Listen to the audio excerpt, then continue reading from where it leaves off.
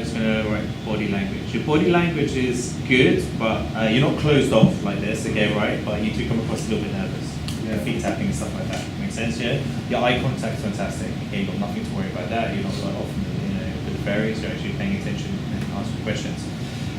Your tell me about yourself is a hard question because it's too vague and more people waffle. You nailed that straight away. You give me something personal, something academic, and then something professional. Okay, which is perfect. That's what you're supposed to do. All right. So when I asked why you're interested in working here, the risky part of that answer was that you said that you want to work for yourself. Okay. What you should have said is that I want to learn as much as I can in an industry and make something of myself. To be honest, I was going to say I want to learn. Wait, what was the question again? You said it the other way around. You started off here, I want to work for myself.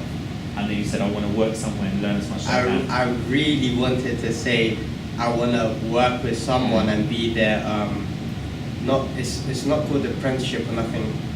It's called a mentor or like associate. No, another thing is entrepreneur or apprentice. Like you know when there's like someone really big and he's raising you to be as big as like him. So it begins with the A. So you've got like a mentor is the person that you listen to, but you have an apprentice. No, there's a whole different word that a big guy used to tell me. He used to say. Okay, so you have. You're my. Not associate. Executive? No, I don't know. No.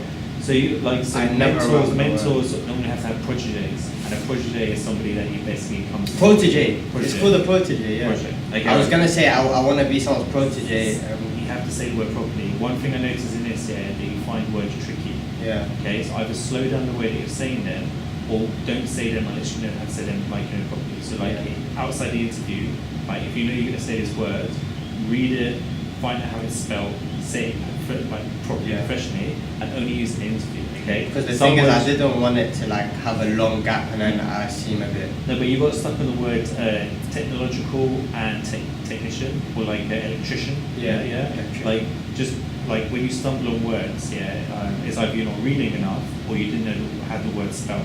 Yeah. Okay, so you just need to make sure that you don't use a word that you might trip up on. Okay, I do it sometimes. I mumble a lot. Okay, so I've got these skills as well. I'm not pointing at natives, just pointing out. And when you watch the video, you'll be able to see yourself. I do want to make you like a better interviewer. So what qualities can you bring to the project? You found it's like it's a bit of a tricky answer. Okay, I want you to, when you watch the video back, I want you to look at how you answer that, and maybe you can answer better. The qualities that you want to bring are like anything that's transferable. Listening, working hard, those type of answers that you have to lay in. Okay, like in a project, everyone's going to have their jobs to play. Later on, when I asked the same question but in a different way, what role do you play in the team? I'll tell you what I found. You answered it in the same way. It was tricky. It wasn't perfect, but some things you say there are really good. I want to point those out. So, what do you think of the company? Why do you want to work here? You kind of answered that question because it is a hypothetical question. You said all the good things that you do and all the things that you are, I will basically do. Yeah. That is only if you've done your research. So if you have an interview and you research everything of the company, that's the things that you're going to be telling me. But as long as you understand that, they won't just pop in your head. You have to research the company thoroughly before any interview.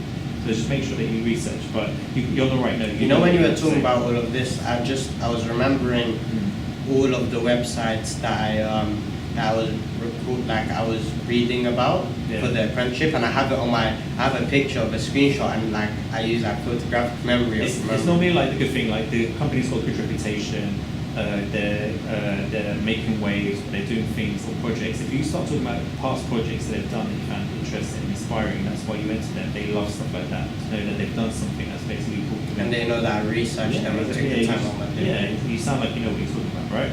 So describe something that's significant happened to you, put an amazing spin on that. Like when you start telling me about your grand passing away, I was like, that's too personal. But then you said that you turned it around because she gave you some inheritance, and with that you turned it around, and that's why you got into this industry.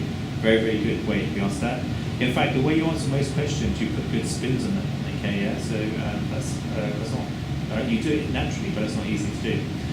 Describe a difficult situation you had to deal with and were successful. You answered that one okay, but it was a little bit risky.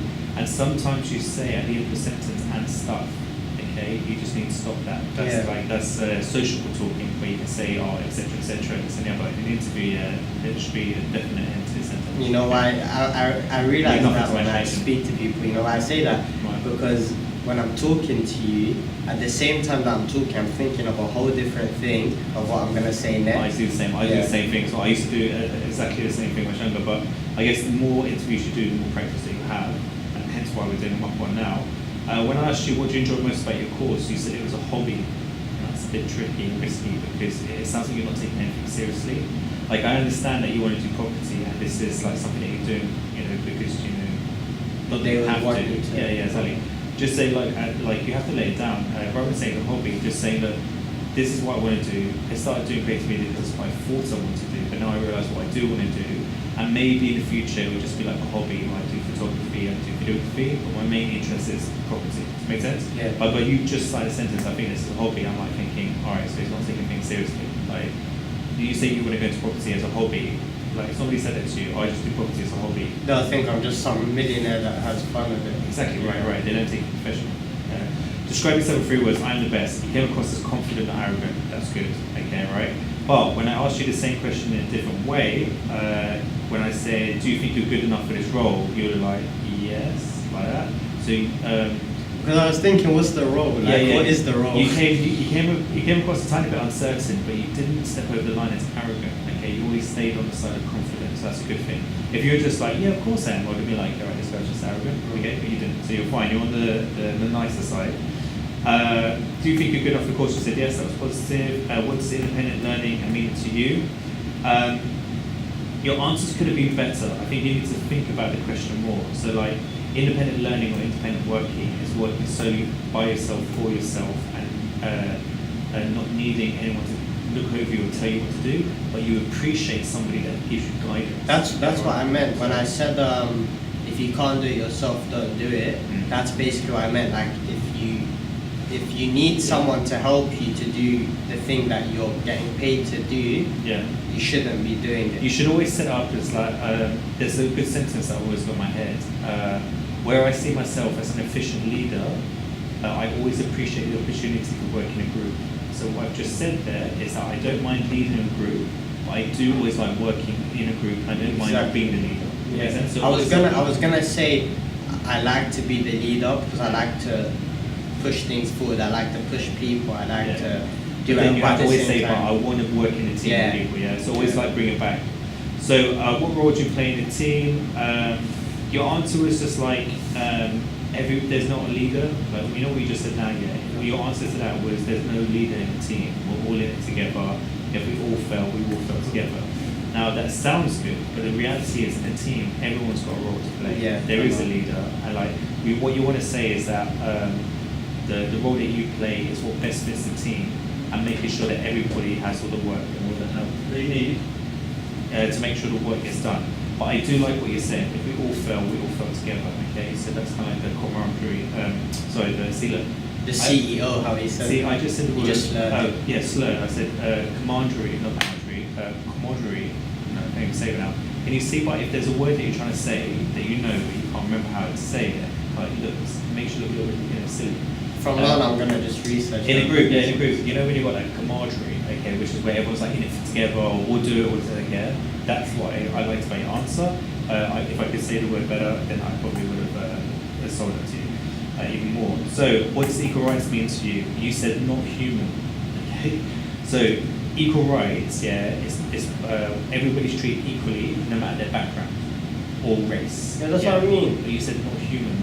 No, I was basically saying like if you bleed, you're basically like everyone's the same. Like. Right. But you got to use more scientific terms, Yeah. or political terms. You're talking about like analytic, biologically. Like you can't say that. You have to say equal rights means we all get the same, or we all have the same fair treatment. Yeah, not as animals and not bleeding. No one's bleeding. Okay, it's all like social and it's all kind of like civil. Okay. I said to you, what do you think of Theresa May? You said you don't know nothing about. Oh, is that right? Like, no, okay, right. You can't in an interview come across as ignorant or naive to the sense that you don't know nothing about it. What you have to be is diplomatic. You can say, I have nothing to say about her, but I have everything to say. Like you have to. That's a bad example. You have to say. I can be like. No, you can say I don't like her, but I don't dislike her. Yeah.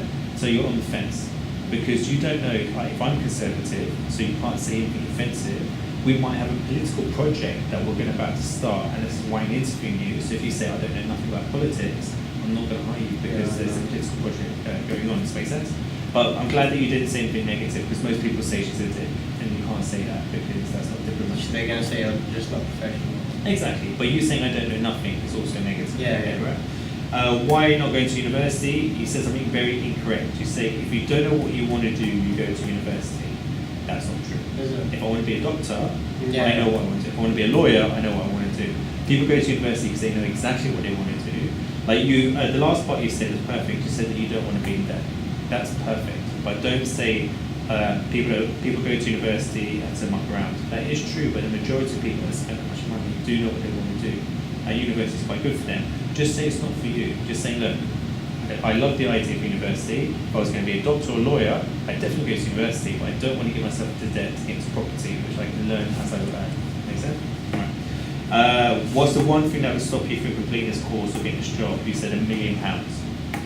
This is like, I like the answer. If I give you £1 million right now, you'll be I like the answer, but I can't say it's too negative. But it has to be it's a realistic. positive spin. Yeah, exactly. You have to say, okay, so that means that if you won the lottery tomorrow, you wouldn't work for me. So I'm going to hire somebody that isn't going to win the lottery. I'm going to hire somebody that the real answer to that is nothing's going to stop me. I want that complete certainty that you have no doubt that this is where you want to be. This is the company you want to work for. Make sense? So when everybody puts an obstacle, an objective in your way, say nothing's going to stop me. Make sense? Okay, right. And the last part. I never even thought of that. Like not even 1% of my mind. Well, this is what I mean. You have to I want. And that's like the best answer. In an interview, all I'm looking for is doubt, or I want to hear like alarm bells ringing. So if you start talking about negative stuff or too personal stuff, yeah, and I'm like, hey, this guy's perfect. Yeah. So that last question should leave me with no doubt in my mind. Okay, the £1 million I thought was clever, but it still left me with a tiny bit of doubt. You don't want to do that, especially on the last question when we're wrapping up. That's the last thing I'm going to remember back. Make sense? So the last question was perfect. So he said, what was the most you've ever drunk? Now, some people are just like, oh my God, I drank so much I threw up. Yeah, and I'm like, all right, you're mature, I don't want to work with you. If I'm hiring you, I want to know that I can go and have a drink with you afterwards. It doesn't have to be alcohol, if it's not your religion or your culture, but I want to know that I can socialise with you and work with you at the same time, because that's what working with people is like, right? But the answers you gave were great. You said you don't drink, you said you socialise with family, you said that you're very sociable, you came across as So they would friendly. see you as a social person that you can invite to like gatherings and stuff. But you ended on a really good story where you did some good, which at the beginning you said that you want to do this because you want to help people, which was a great answer because that's an honest answer. And then you basically told me at the end of the story with an example, which meant that what you said earlier was true. And you know that actually like blew. The guy was in a suit all baggy and stuff. Sometimes that's what people need. They just need someone to just point them the way, you know. So at the beginning, you came across as really nice because you want to help people. Throughout the end, you started to sound more money orientated, which kind of made me think, hang on, you're telling the truth. But then your story made me realise here that you are more money orientated because you want to get into debt, but you're also telling the truth that you want to help people. Okay, so you go across as friendly. You tripped on a couple of words, but your body language and everything you said was right. You just need to word it better. Does that make sense? You need to put it in a more concise sentence. Now that only happens with practice. So you know you've got a way of talking to your friends where you can use slang, right? And then you've got a professional way, which you can talk to business people, and then you've got your family way, which is the way you talk to your family. Yeah. Okay, you know there's 3 different ways to talk. Yeah. You need to practice on your professional. Okay, the way you talk to your friends, they understand you. The way you talk to your family, I hope they understand you. Yeah. Okay, yeah. Your professional way is good, but it can be They polished can be up. old. Yeah, when you're around business people, listen to the way they talk, and not the way they talk, but how they talk to people. Okay, and I don't mean from like their lower staff to their higher staff. Yeah, when they want something from somebody, when they don't need something from somebody.